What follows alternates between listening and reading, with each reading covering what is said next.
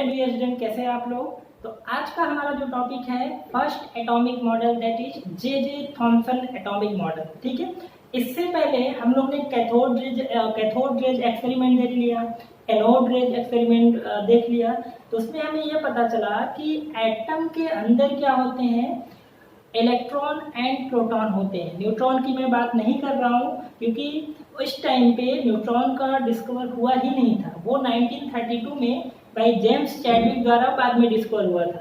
तो अभी सिर्फ दो फंडामेंटल पार्टिकल की डिस्कवरी हुई थी, that is electron and proton. ठीक है, तो जब हमें ये पता चल गया कि भाई एटम के अंदर इलेक्ट्रॉन एंड प्रोटॉन होते हैं, तो उनका एटम के अंदर अरेंजमेंट किस तरह से होता है, मतलब इलेक्ट्रॉन कहाँ पर होगा, प्रोटॉन कहाँ पर होगा, इस तरह से अरेंजमेंट पार्टिकल के अंदर, एटम के अंदर कहाँ पर होगा।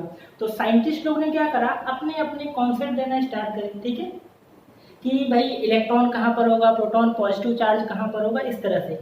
तो सबसे पहला जो एटॉमिक मॉडल की बात आती है तो जे थॉमसन साहब आते हैं। ठीक है, जे थॉमसन, इनका एक्सपेरिमेंट क्या है, कोई एक्सपेरिमेंटल प्रूफ नहीं दिए थे, रॉन्ग ही था, हाइपोथेटिकली था एकदम, मतलब मान लिया ऐसा होता है। तो इनका नाम क्यों आता है, क्योंकि इन्होंने सबसे पहले इस एटम के मॉडल के बारे में अपना कॉन्सेप्ट रखा।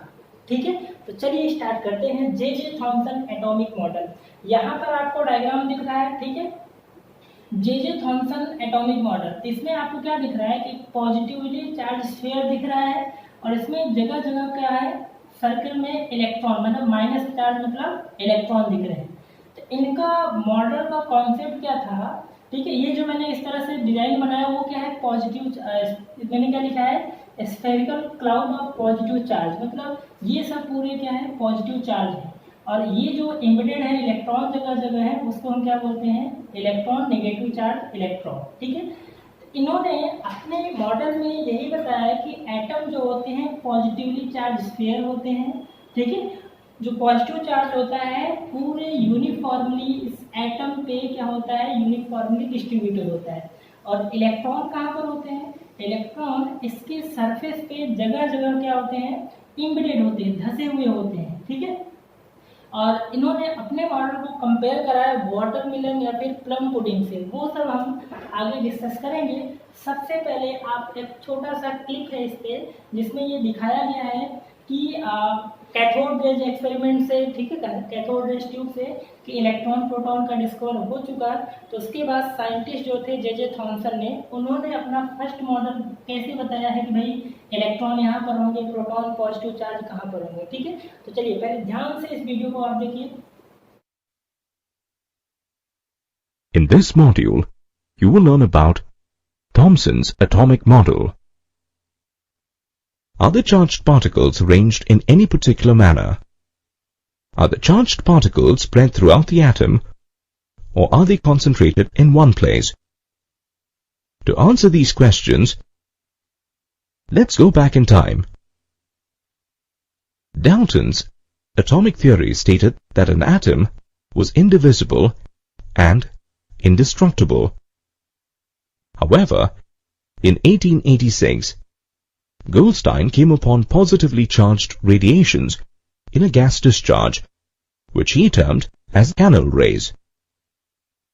These radiations led to the discovery of the proton. The mass of a proton was about 2000 times that of an electron, and it carried a positive charge. Around the year 1900, J. Thomson conducted experiments on the beams of particles inside a glass tube called a cathode ray tube. He found that the particles were attracted to the positive terminal of the tube. Thomson concluded that the particles must be negatively charged and called these particles electrons. An electron has a negligible mass and has a charge of -1. These discoveries made the scientists believe that an atom was divisible and made up of electrons and protons. What they didn't know at the time was how these electrons and protons were arranged within an atom. They tried to understand this arrangement through various experiments. J.J. Thomson was the first to put forward a model to explain the structure of an atom. In his model, Thomson compared an atom to a Christmas pudding. The electrons were like the raisins in the pudding, and the pudding itself was like the positively charged particles. This can also be explained through the example of a watermelon. The positive charge in the atom is spread all over like the red, fleshy part of the watermelon, while the electrons are embedded into the atoms like the seeds of the watermelon. The oppositely charged particles are held together by electrical force of attraction. Thomson concluded that an atom consists of a positively charged sphere with electrons set within the sphere.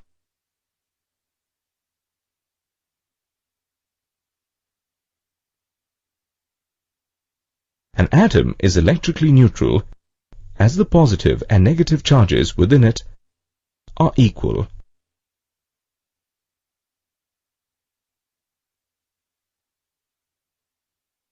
As per Thomson's conclusion, the electrons were embedded in a sphere of positive charge. This conclusion, however, was incorrect. Thomson asserted that the positive charge spread through the atom held the negatively charged electrons due to electrical forces.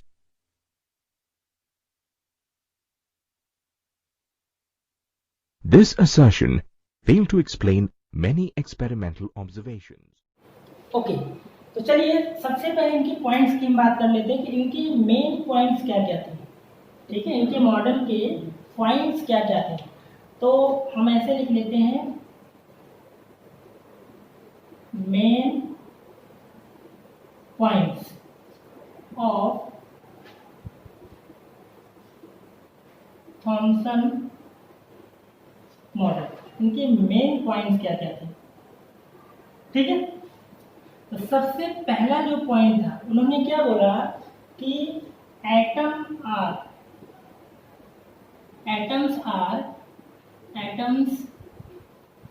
Are positively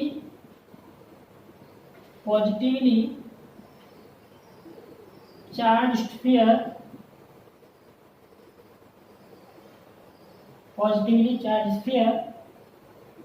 and electrons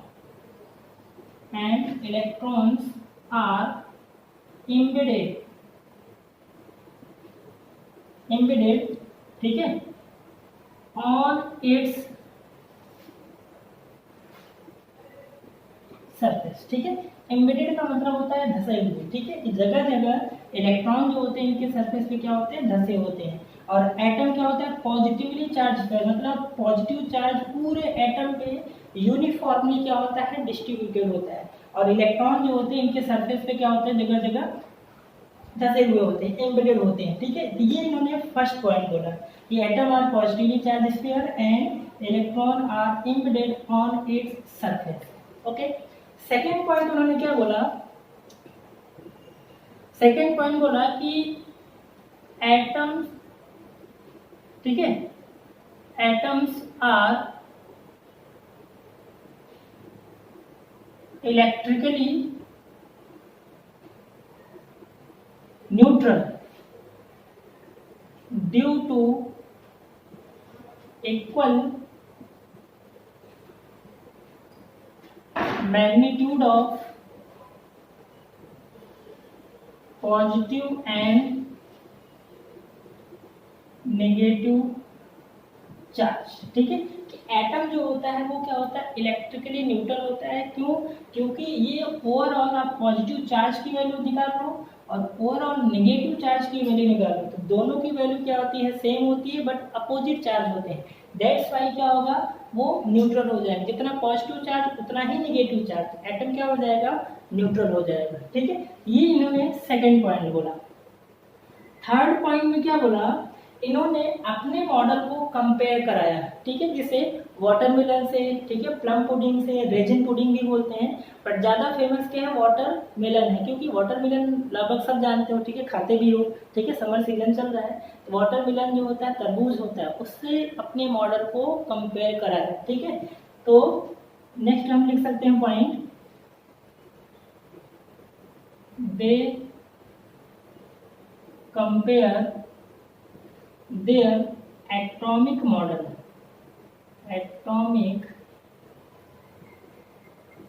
with watermelon plum pudding, ठीक है, resin pudding,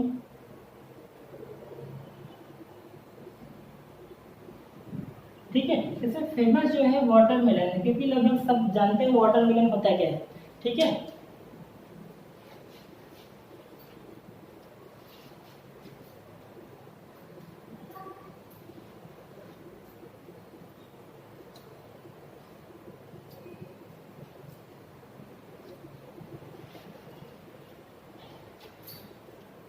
तो इसमें watermelon से अपने model को compare कराया, तो इन्होंने क्या बोला कि जो रेड एडिबल पार्ट है, रेड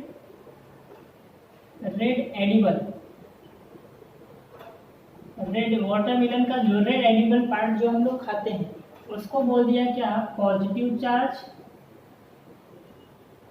ठीक है। एंड जो सीड्स होते हैं उसके बच्चा लोग, सीड्स, तो सीड्स को क्या बोल दिया, नेगेटिव,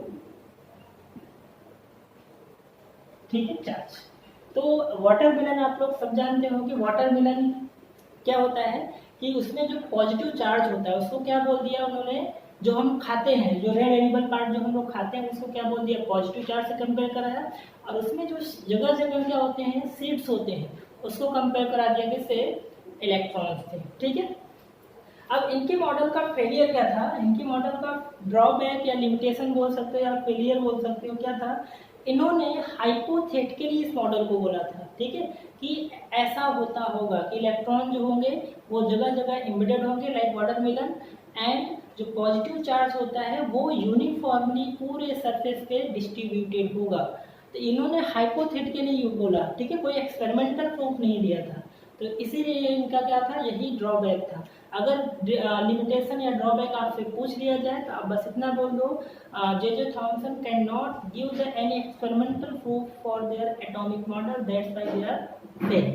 क्लियर है। तो ये आपका जे थॉमसन का एटॉमिक मॉडल आ गया। इसके जे थॉमसन के बाद, इनके फेलियर मॉडल के बाद एक साइंटिस्ट आए थे, ठीक है, कौन से, रुदरफोर्ड एटॉमिक मॉडल, जो हम लोग नेक्स्ट लेक्चर में देखेंगे। तो ये आपका जे थॉमसन का एटॉमिक मॉडल हो गया, ठीक है। तो आई थिंक आपको जे थॉमसन का एटॉमिक मॉडल क्लियर समझ में आ गया होगा, ठीक है। तो प्लीज़ वीडियो को लाइक करें, शेयर करें, सब्सक्राइब करें, ठीक है, बेल आइकन को जरूर प्रेस करें ताकि नेक्स्ट वीडियो का नोटिफिकेशन आपको मिल जाए, ठीक है। जय हिंद।